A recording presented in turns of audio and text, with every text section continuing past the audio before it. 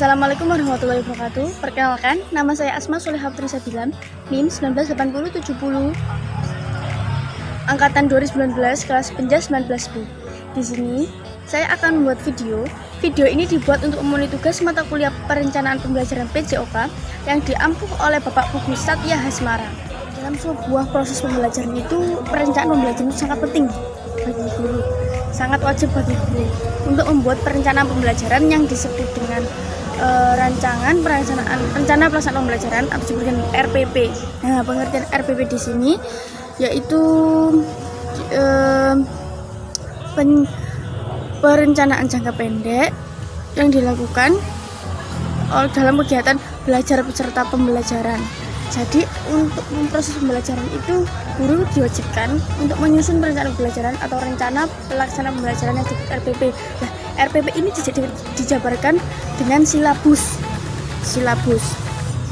untuk mengarahkan kegiatan belajar peserta didik dalam upaya mencapai kompetensi dasar atau KD. Nah, silabus ini itu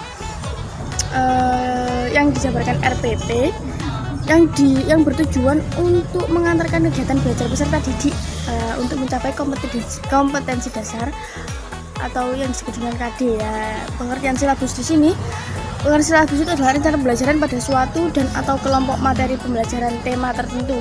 Jadi silabus ini itu suatu kelompok atau materi, suatu kelompok mata pelajaran atau materi. Misal silabus itu dalam pembelajaran PJOK itu silabusnya voli.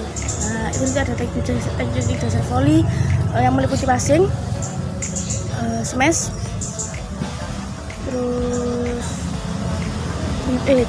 passing, smash, dan teknik dasar yang lainnya. Terus juga dalam silabus ini itu meliputi standar kompetensi, kompetensi dasar, materi pokok pembelajaran, kegiatan pembelajaran, indikator pencapaian kompetensi untuk penilaian, alokasi waktu, dan sumber belajar yang akan dijabarkan dalam perencanaan pembelajaran PJOK. Yang pertama itu standar kompetensi atau yang disebut dengan langkah-langkah pengembangan silabus yang pertama yaitu standar kompetensi.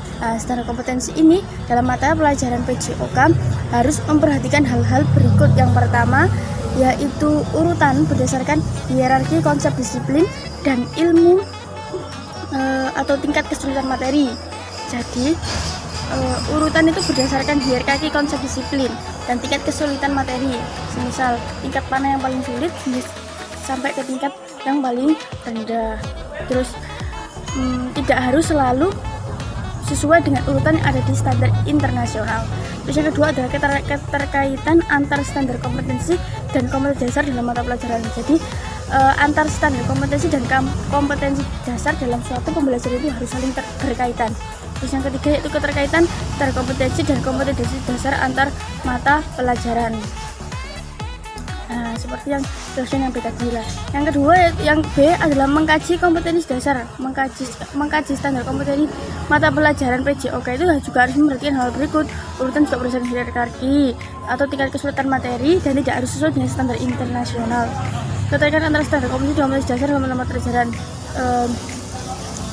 Jadi antara standar kompetensi dan kompetensi dasar itu harus saling berkaitan.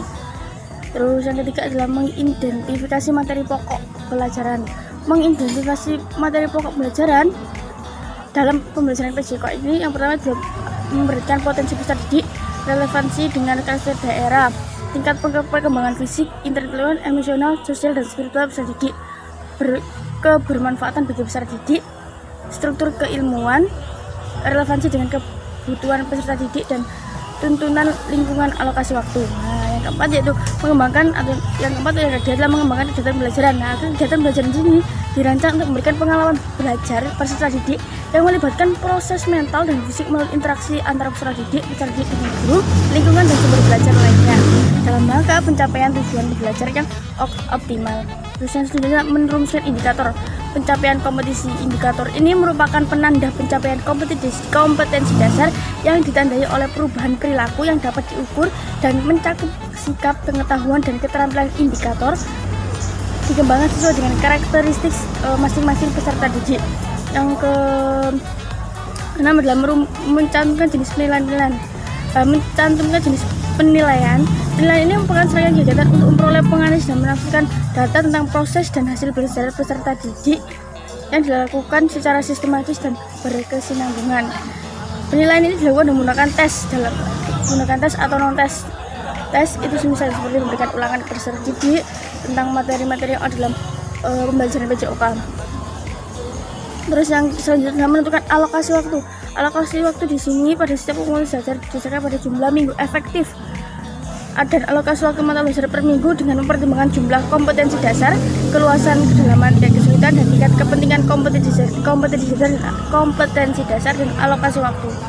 Yang dicantumkan dalam silabus merupakan perkiraan waktu merata untuk menguasai kompetensi dasar yang dibutuhkan oleh peserta didik yang mempunyai karakteristik yang beragam.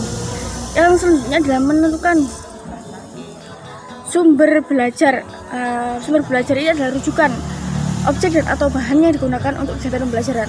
Sumber belajar dapat berupa media cetak, elektronik, narasumber, serta lingkungan fisik, alam, sosial, dan budaya masyarakat. Penentuan sumber belajar disesuaikan pada standar kompetensi dan kompetensi dasar serta materi pokok pembelajaran dalam pembelajaran dan indikator pencapaian kompetensi. Nah, jadi untuk kesimpulannya, rencana pembelajaran itu sangat wajib dilakukan guru sebelum memulakan proses pembelajaran supaya bisa tertata dan tercapainya hasil belajar yang maksimal.